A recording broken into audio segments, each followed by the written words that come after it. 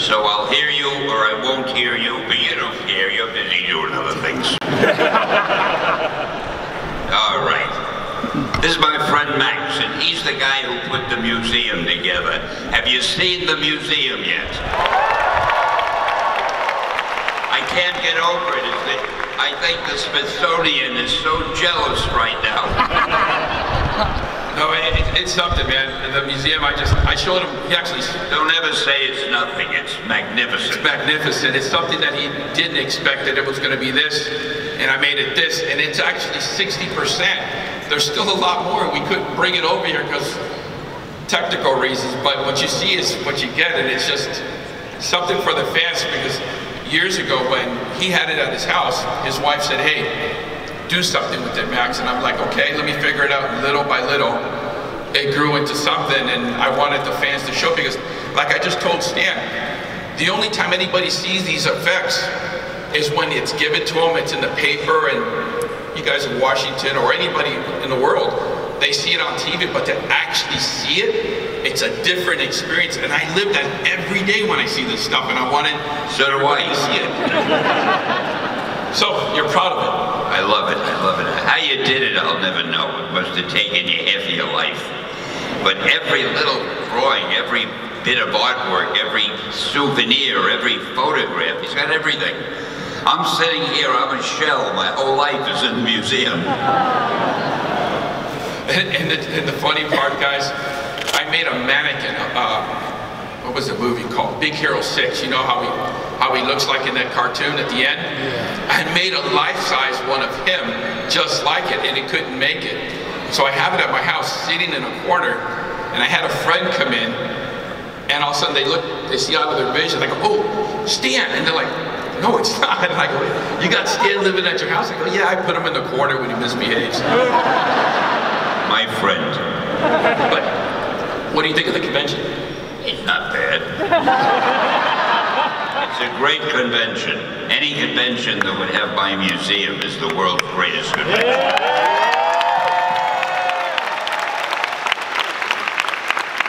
You know, there's a couple of things that I want. Hey, I just found out, and I didn't know. I've been with him 13 years, and we were signing a bunch of stuff, and I asked him about, he puts himself in the comic book, and it hit me when I saw J. Jonah Jameson. And I asked him, Stan, is that you?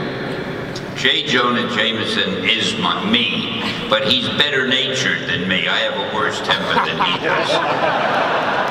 No, I modeled everybody after me, mostly the heroes. The ones who are strong and noble and brave and fearless. Obviously, that's me. I learn things every day from this guy. Hey, the one thing, guys, I can tell you as far as I can remember, and this is the best part of my day, I woke up this morning, and I'm like, just excited. And he's like, Max, what the hell's wrong with you? You got too much energy, you slept too well or something. I said, Stan, you don't get it what this day is. And he's like, it's Sunday. No, it's Father's Day. We get to spend the day with the man.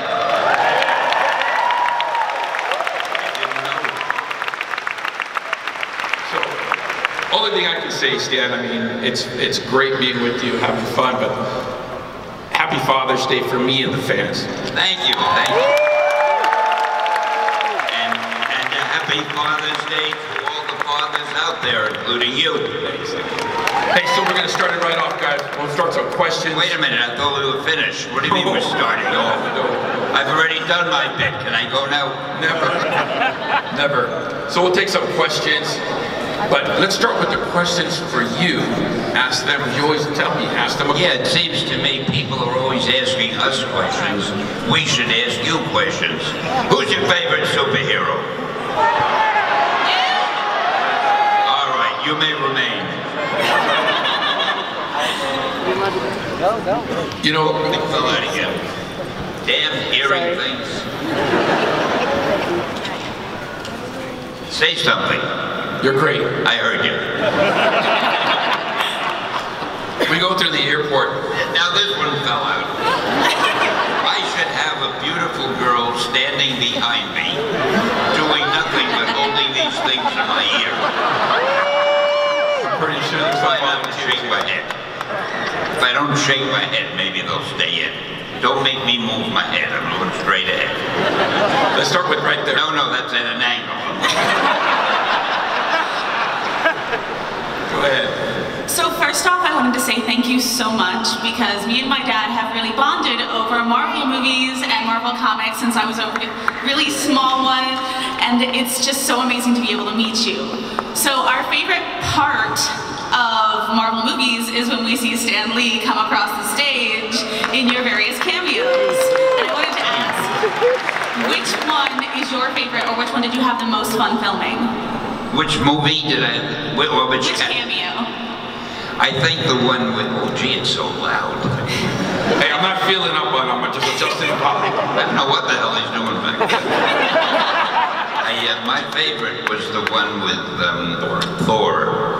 And that was where Thor is drinking something, and I asked for a sip, and he says, no, this is too strong for you. And I convinced him to let me drink it. And then in the next scene, they're carrying me out. And the reason it's my favorite, if you haven't figured this out yet, 2 scenes. All my other cameos were 1 scene. So now I'm shooting for 3 scenes, and sooner or later, maybe I'll be the star of the movie. Thank you, Dad. Hi, I'm Julia, and I work at AERP, and I'm a big fan. I think you are a perfect depiction of being badass while aging. And my question is actually related to that. With the depiction of older characters like Hank Pym and Ant-Man and the characters in Logan, is there an increasing appetite for these older characters and their stories, and how can we help to elevate them? By buying a lot of books.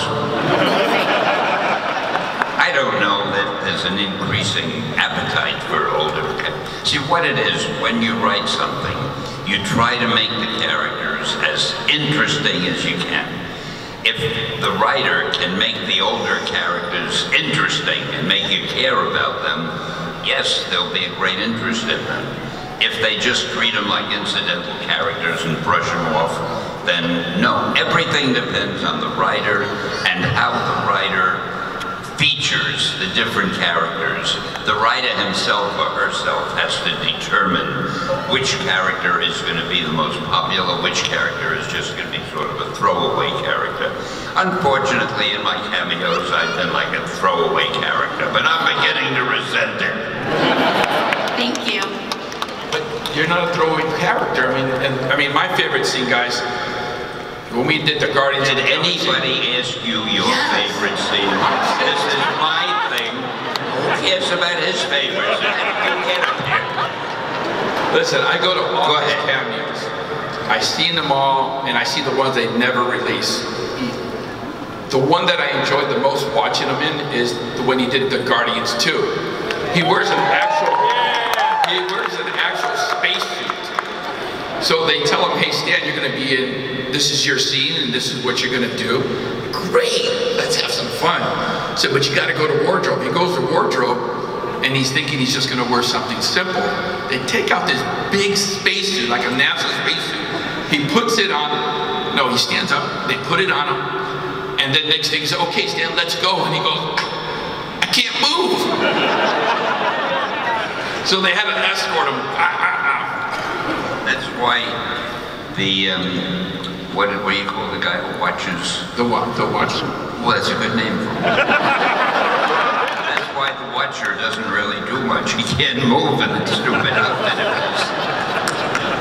It was, and the part where, like you said, the two cameo scenes that he got, when James Gunn finally said what he was going to do with them, I just like, oh my God, you know what you're doing? And he says, F I don't. That's why I'm doing it, because I want everybody to know that it's him, why he's in all these different movies. Because each studio, you know, you have Fox, you have Sony, and everybody else, and they can never say, is he or isn't he? Well, what he did, he actually did it. So there's things to come, guys. It's. I wish I could tell you. I wish you would tell me. So let's go to the next question. Hi. What is your opinion on the fact that how, from the past 50 years of Marvel Comics, from how we've gotten to like these bright and colorful comics, like the X-Men #1 or whatever, and we've gone to, well, Logan? Logan is sort of the main point of the whole thing. I think it's just great the way we started these comics so many years ago, just little super characters, and we were trying to do what Superman had done, and then little by little we passed Superman, then we passed everybody. In fact, I don't even know where we are now. We're so far ahead, I don't know who's behind us.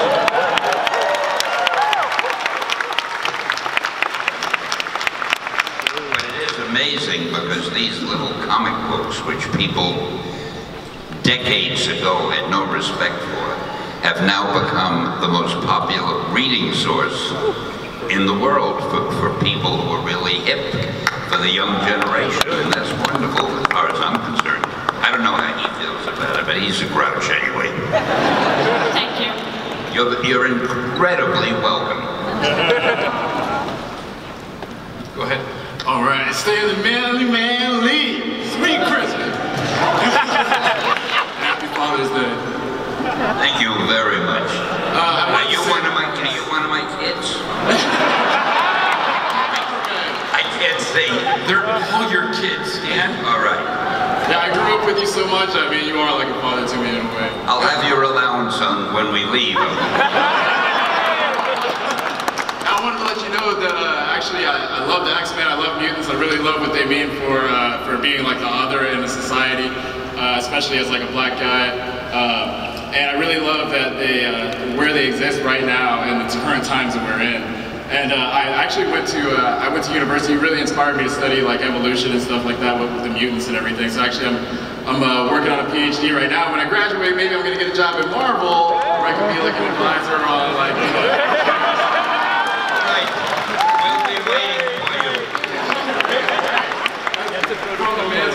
well, here's my question. Out of all the characters that you created and helped create it, and like, so many of them are so popular, that's why we're all here and everything, I wanted to know which characters did you really think were so good that like you were surprised if they didn't like fall in with everybody else and didn't ever really get off the ground?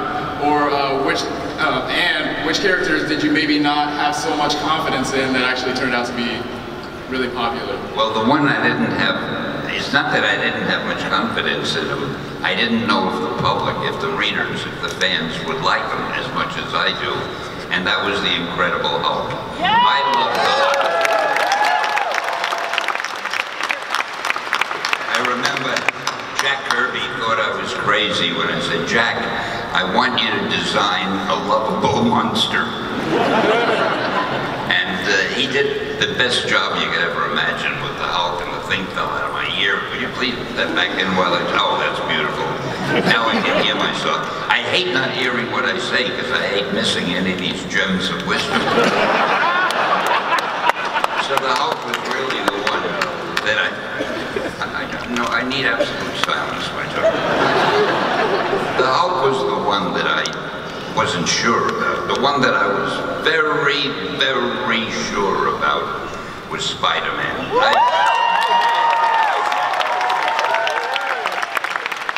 And apparently you agree, so it shows you have good taste also. Everybody loves Spider-Man and the Hulk. Thank you very much. Long live the king, long live your reign.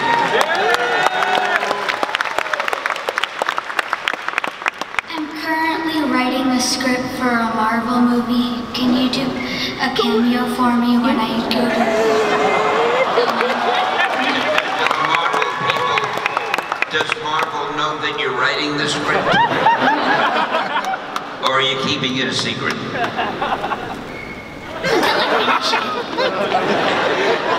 All right, when it's finished, we'll talk about getting the cameo. I always wait until the movie is finished first. Thank you. Thank you.